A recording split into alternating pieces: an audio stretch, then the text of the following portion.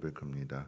전능하사 천지를 만드신 하나님 아버지를 내가 믿사오며 그 외아들 우리 주 예수 그리스도를 믿사오니 이는 성령으로 잉태하사 동정녀 마리아에게 나시고 본디오 빌라도에게 고난을 받으사 십자가에 못 박혀 죽으시고 장사한 지 사흘 만에 죽은 자 가운데서 다시 살아나시며 하늘에 오르사 전능하신 하나님 우편에 앉아 계시다가 저리로서 산자와 죽은 자를 심판하러 오시리라. 성령을 믿사오며 거룩한 공회와 성도가 서로 교통하는 것과 죄를 사하여 주시는 것과 몸이 다시 사는 것과 영원히 사는 것을 믿사옵나이다. 아멘. 좋으신 하나님, 오늘 이 새벽에도 깨워주시고 하나님 귀한 전으로 인도해 주심을 감사합니다. 어떻게 살아가야 될지 고민하며 또 답답한 상황 가운데 있을 때에 오늘 이 새벽의 말씀이 우리 마음 가운데 새겨지게 도와주시고 하나님의 뜻을 향하여 나갈 수 있는 거룩하고 복된 삶이 되게 하옵소서.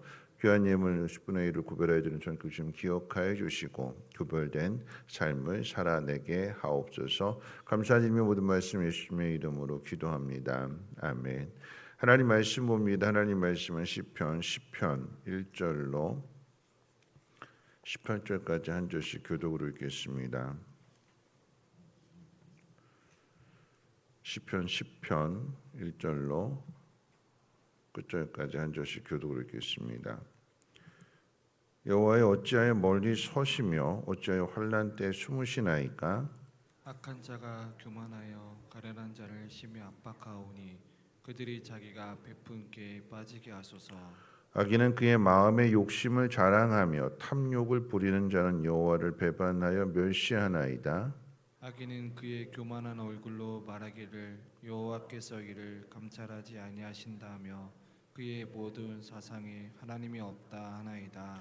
그의 길은 언제든지 견고하고 주의 심판은 높아서 그에게 미치지 못하오니 그는 그의 모든 대적들을 멸시하며 그의 마음에 이르기를 나는 흔들리지 아니하며 대대로 환난을 당하지 아니하니라 하나이다. 그의 입에는 저주와 거짓과 포악이 충만하며 그의 혀 밑에는 잔해와 죄악이 있나이다. 그가 마을 구석진 곳에 앉으며 그 은밀한 곳에서 무지한 자를 죽이며 그의 눈은 가련한 자를 엿보나이다. 사자가 자기의 굴에 엎드림같이 그가 은밀한 것이 엎드려 가난한 자를 잡으려고 기다리며 자기 그물을 끌어당겨 가난한 자를 잡나이다.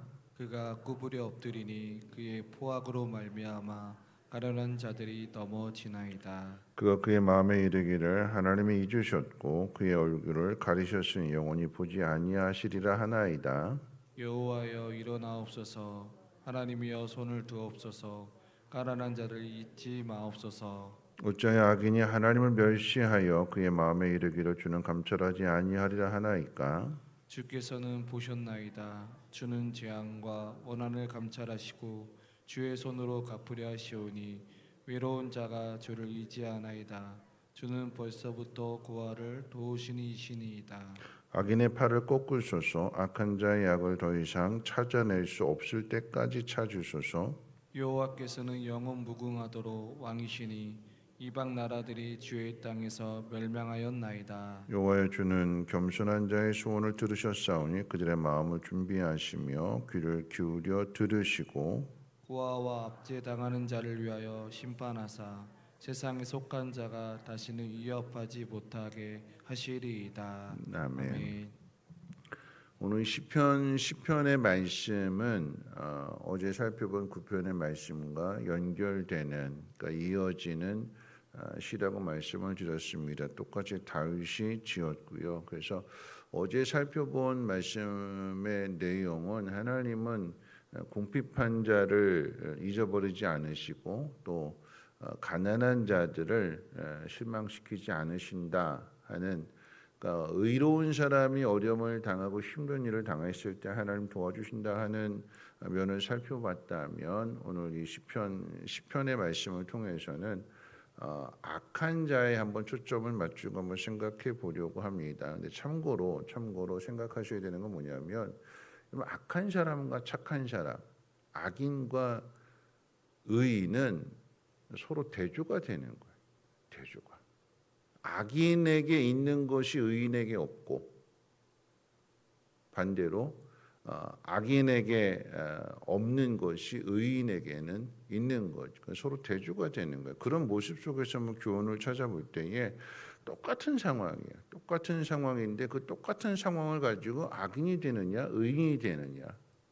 1절 말씀은 이렇게 시작합니다. 여호와여 어찌하여 멀리 서심이 어찌하여 환난 때에 숨으시나이까. 여러분 이것은 의인이 하는 얘기잖아요. 하나님 왜 침묵하십니까? 한마디로 이야기하면 그 얘기예요. 그러니까 하나님 침묵하신다. 하나님께서 살아계신지 안 살아계신지 하나님 계시는지 안 계시는지 분간이 안 될 정도로 아무런 일이 나타나지 않을 때에 악인은 계속해서 악을 쌓는 거고 하나님이 침묵하시고 하나님 응답해 주시지 않는 상황 속에서도 의인은 어떻게 해요? 옳은 일을 하는 거죠. 그러니까 똑같은 상황인데 악인이 되느냐 의인이 되느냐. 여러분 참고로 또 생각해야 될 것이 뭐냐면 하나님의 침묵은 왜 하나님이 악한 사람을 그냥 내버려 두시는가? 왜 악한 사람이 저렇게 기고만장하게 저렇게 날뛰는 그 모습만을 하나님 지켜보시고 왜 의로운 사람이 그 밑에서 힘들고 고달픈 삶을 살아가게 하시는가? 그게 우리는 늘 의구심이잖아요. 그렇게 하시는 이유는 뭐냐면 그 악함을 드러내시는 거죠. 왜 하나님 침묵하시는가? 그 악한 사람이 마치 하나님이 없는 것처럼 그 악을 다 드러내. 반대로 의인은 뭐냐면 그 악한 사람의 그 행동 밑에서 그 악한 사람으로 당하게 되는 그 핍박 아래에서 뭘 드러내는 걸까? 그러면 악한 사람은 악을 드러낸다면 의인은 뭘 드러내는 걸까요? 의를 드러내는 거죠. 그 착함을. 악인과 다르다라고 하는 것을 하나님이 침묵하시는 과정 속에서 드러내게 되는 것입니다. 그래서 오늘 이제 악한 사람의 초점을 맞춰서 생각해 본다고 했으니까 이제 악한 사람의 오늘 두 가지를 한번 생각해 보면 첫 번째 악한 사람은 하나님이 없다는 생각 속에서 교만이 행하는 거예요. 교만. 다윗의 시라고 했으니까 사울의 관계에서 사울의 모습을 통해서 한번 악한 사람의 특징을 찾아보게 되는데 4절 말씀해 보니까 악인은 그의 교만한 얼굴로 말하기를 여호와께서 이를 감찰하지 아니하신다 하며 그의 모든 사상에 하나님이 없다 하나이다. 이게 사울의 모습이에요. 하나님이 없는 것처럼 다윗을 그렇게 죽이려고 하잖아요. 하나님이 기름 부었는데 하나님의 뜻이 분명하게 세워졌는데 그 하나님의 뜻을 사울이 인정하지 않아요. 받아들이지 않아요. 반대잖아요. 반대. 다윗은 하나님이 기름 부은 사람을 죽일 수 없다 그래가지고 고난을 당하고 있는 반면에 사울은 그 반대로 어떻게 하나님이 다윗을 기름 부으셨는데 인정하지 않고 계속해서 죽이려고 하는 거예요. 이게 뭘까요? 교만이래요. 교만. 악한 사람은 그 권력, 자신이 가지고 있는 권력과 성공에 도취되어서 하나님을 신경 쓰지 않습니다. 하나님이 감찰하시지 않는다.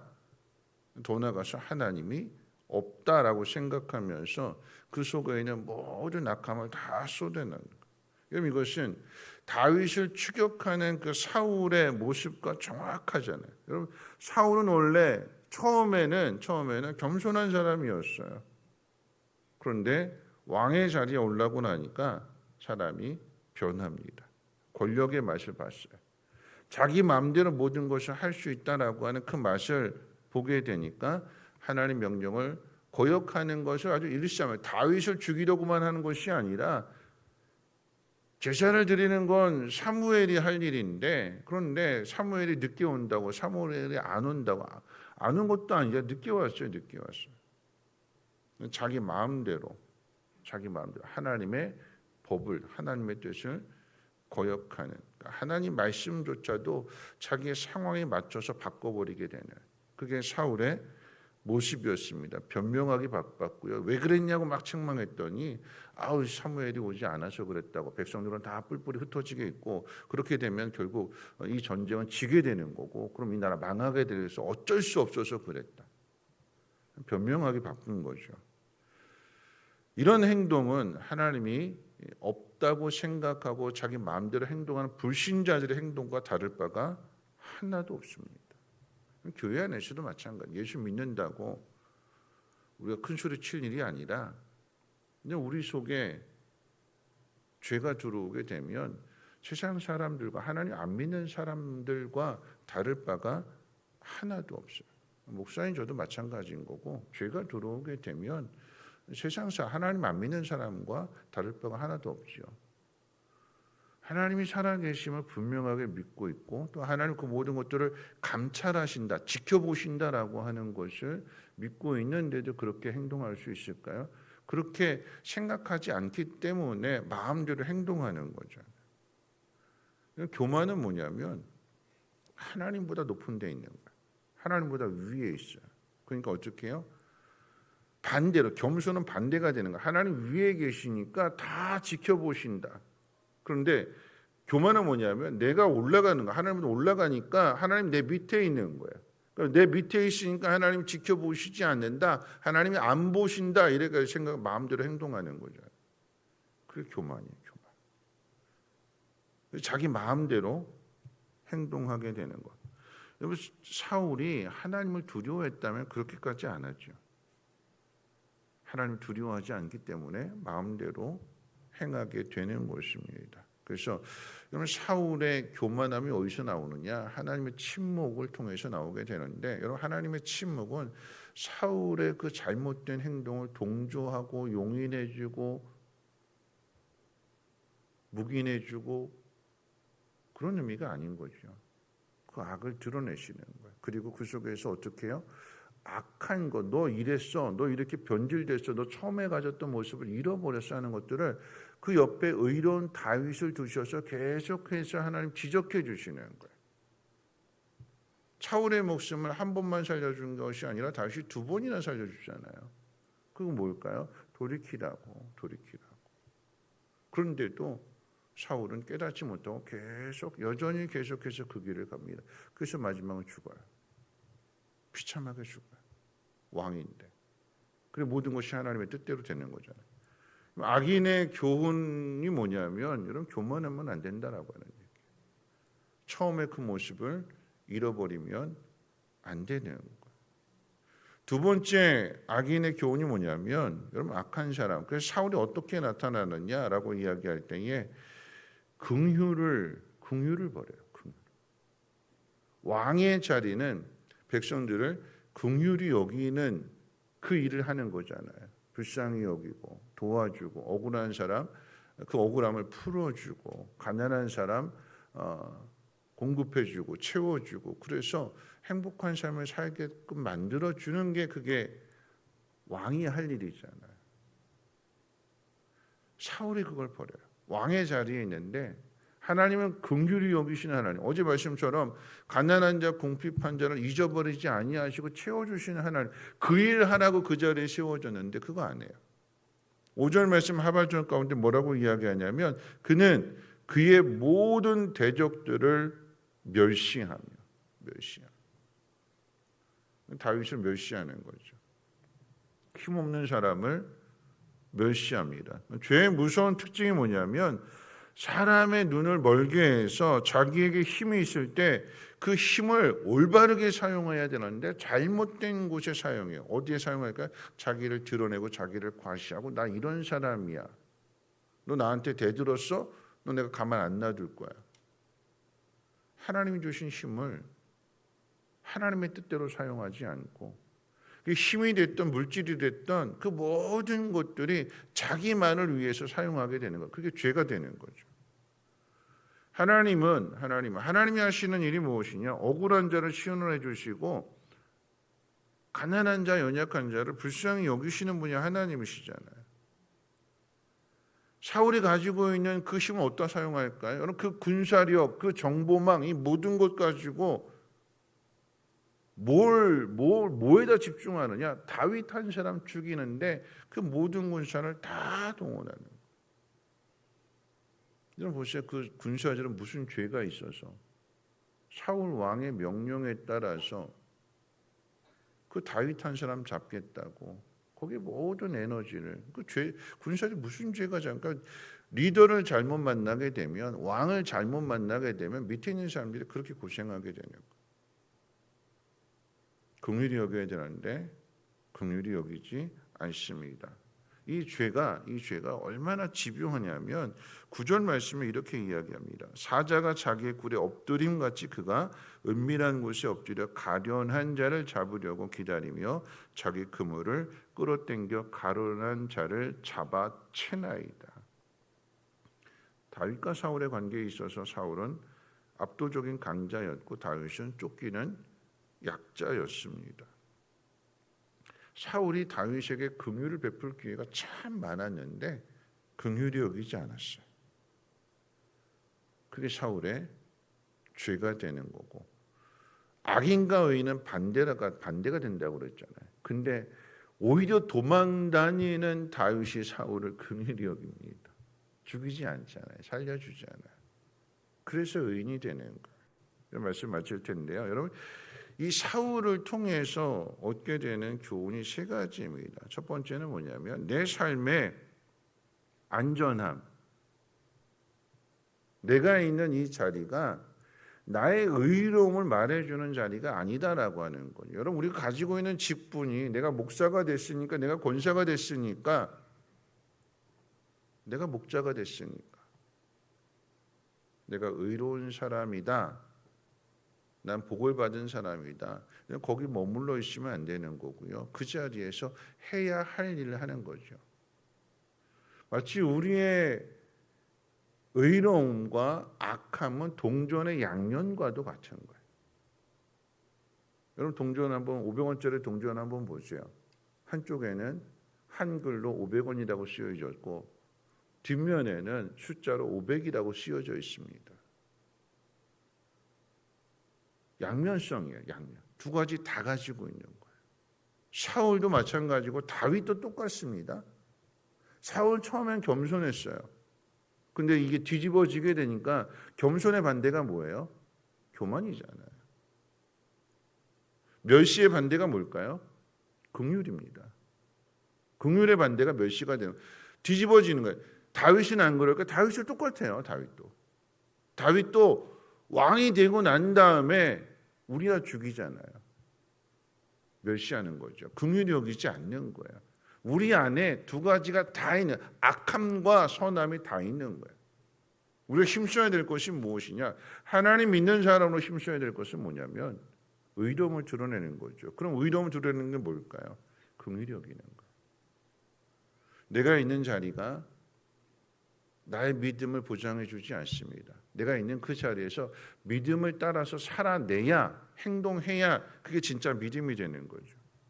두 번째 기억해야 될 것은 여러분 이 악인의 모습 속에서 사울의 모습 속에서 분명하게 드러나는 거잖아요. 하나님의 침묵은 하나님이 안 계신 것이 아니라 그 속에서 뭐 하라고요? 낙심하지 말라고요. 의인이 해야 될 일은 뭐냐면 하나님이 왜 응답해 주시지 않는가? 왜 이런 삶이 왜 이 고통의 삶이 길어지는가? 그 속에서 뭐 하라고요? 믿음을 드러내고 의로운 삶을 살아내라고. 가장 중요한 것은 악한 사람은 하나님 없다 생각하면서 마음껏 행동하지만 의인은 믿음의 사람은 하나님 그 모든 것들을 지켜보신다. 그건 뭘까요? 소망을 품고 살아가라라고 하는 얘기. 하나님 것을 반드시 뒤집으신다. 하나님의 거룩함을 반드시 드러내신다. 그날이 온다. 낙심하지 말고 그날을 바라보면서 참고 견디고 그 길을 걸어가는 거죠. 마지막 세 번째 교훈이 뭐냐면 이거 하나만 오늘 말씀 이거 가운데 이거 하나만 기억하시면 좋겠어요. 내 앞에 악인이 있잖아요. 나 힘들게 하고 나를 괴롭히는 악인이 있잖아요. 의인과 악인은 반대라고 그랬어요. 그 사람이 나한테 악하게 행동하게 될 때 나는 그 사람에 대해서 뭐 해야 된다고요? 긍휼히 여겨야 된다고요. 하나님 긍휼히 여기시는 하나님이십니다. 그렇기 때문에 가난한 자를 신원해 주시는 거고 궁핍한 자를 채워주시는 하나님이시잖아요. 그러니까 오늘 우리가 오늘 새벽에 나와서 힘써야 될 것이 뭐냐면 하나님은 긍휼히 여기시는 하나님이시다. 그러니까 어떻게 해요? 긍휼히 여기는 거예요. 긍휼히 여긴다라고 하는 게 뭘까요? 도와주는 거예요. 도와주는 거. 섬겨주는 거. 제가 어제 참 행복했는데 어제 뭐냐면 이번 생명해상 국기는 참 특별해요. 생명해상 공부 끝났거든요. 지난주 끝났어요. 시험 끝났습니다. 다 끝났어요. 근데 이분들이 너무 아쉽다고 이번 주에 만나서 밥 먹재요. 어제 그래서 모여서 밥 먹었어요. 그것도 무진각이 저쪽 연료문 사거리로 옮겨가지고 그걸 오픈했으니까 새롭게 오픈했으니까 거기 가서 팔아주자고 해가지고 어제 생명해상 마친 분들이 거기 가서 또 저녁에 또 밥 먹었어요. 밥 먹고 나서 끝나는 게 아니라 밥 먹고 나서 헤어지기 아쉽다고 교회 가서 차 마시재요. 그리고 차 마시면서 한 얘기 뭐냐면 이번 수련회 가는데 정규 수련회 가는데 생명해상 국가 장기자랑 하재요. 그래서 그 율동 연습하자고 어제 그 얘기했어요. 그런데 누군가 거기에 내가 내일 밥 살게요. 다음 주에 한번 또 뭐예요? 밥 살게요. 하는 분 누군가가 한 분이 그렇게 하게 되니까 다 모이게 되는 거고 모여서 막 저녁 늦은 시간까지 하하호 그러면서 웃으면서 참 행복했어요. 야, 이게 끝이 아니구나. 계속 이어지게 되는구나. 근데 거기에 누군가 한 사람이 살펴주는 마음, 섬기는 마음. 그 한 사람으로 인해서 어제 10명 모였는데 그 10명이 다 행복했어요. 참 즐거웠어요. 그런 마음으로 살아가는 거죠. 오늘 이 하루도 여러분이 그 주인공이 되었으면 좋겠습니다. 의인과 악인은요, 동전의 양면성이에요.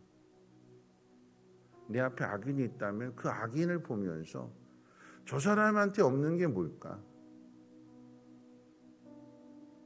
저 사람은 긍휼이 없구나. 저 사람은 하나님을 인정하지 않는구나. 그럼 그 모습을 보는 나는, 그 속에서 괴롭힘을 당하는 나는 어떻게 해야 될까요?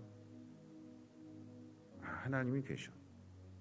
하나님 것을 뒤집어 놓으실 거야.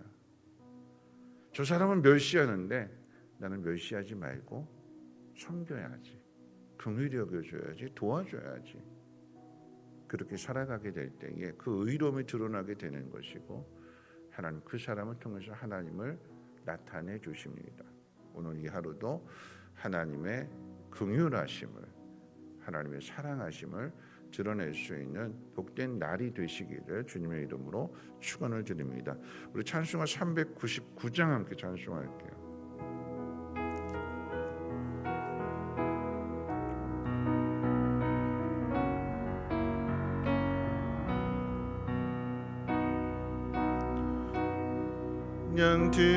양들아 두려워 말아라. 주님 우리와 함께 하신다. 하늘과 땅의 모든 권세로 그 양떼들을 항상 지키신다. 오직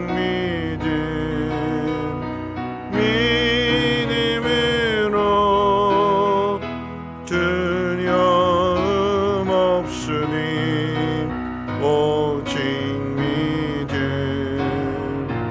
오직 믿음, 믿음으로 두려움 없으니 오직 믿음. 어린 양들아 두려워 말아라. 주가 내 갈 길 인도하신다. 마라의 쓴물 달게 하신 주 그 동산에서 피땀 흘리셨네. 오직 믿음, 믿음으로 없으리 오직 믿음 오직 믿음 믿음으로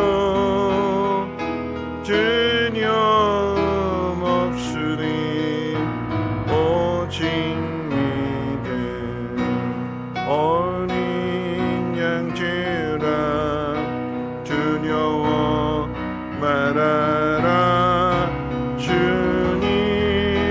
언제나 함께 하신다 고난과 역경 환난 중에도 능력의 주님 너를 지키신다 오직 믿음 믿음으로 두려움 없으니 오직 믿음 오직 믿음 믿음으로 두려움 없으니 오직 믿음. 오늘 말씀 생각하면서 함께 기도하실 텐데요. 악인과 의인은 똑같은 상황 속에서 그 악함과 의로움이 나타난다고 그랬어요. 악인에게 있는 것이 의인에게는 없고 악인에게 없는 것이 의인에게는 있습니다. 그게 뭘까? 하나님이 침묵하시는 상황, 하나님 응답해 주시지 않는 상황, 그 상황이 길어지는 상황 속에서 악인은 의인을 멸시합니다. 교만이 행합니다. 반면에 의인은 그 속에서 겸손합니다. 자기 마음대로 하지 않는 거죠. 그리고 의인은 그 속에서 긍휼히 여긴대요. 오늘 이 하루 똑같은 상황인데 내 악함을 드러낼 거냐 아니면 의로움을 드러내고 믿음을 드러낼 거냐. 무엇보다도 오늘 이 하루 기도하실 때 하나님 오늘 이 하루도 다른 사람을 긍휼히 여길 수 있는 불쌍히 여기고 도와주고 사랑하고 섬길 수 있는 그런 삶이 되게 하옵소서. 하나님의 거룩하심 하나님의 긍휼하심을 나를 통해서 나타나게 도와주시고 마침내 악한 사람도 그 모습을 보고 깨닫고 돌이킬 수 있는 은혜를 더해달라고 우리 함께 동성으로 하나님 앞에 기도합니다. 사랑 많으신 하나님 감사합니다. 오늘도 하나님 앞에 나왔습니다. 잠들어 있지 않고 깨어 하나님 앞에 나와서 하나님 말씀을 듣게 해주심을 감사합니다. 하나님 위에 있지 않고 하나님 아래에 있는 우리가 되게 하시고 교만이 행하는 악한 자가 아니라 겸손히 행하는 믿음의 삶이 되게 도와주시고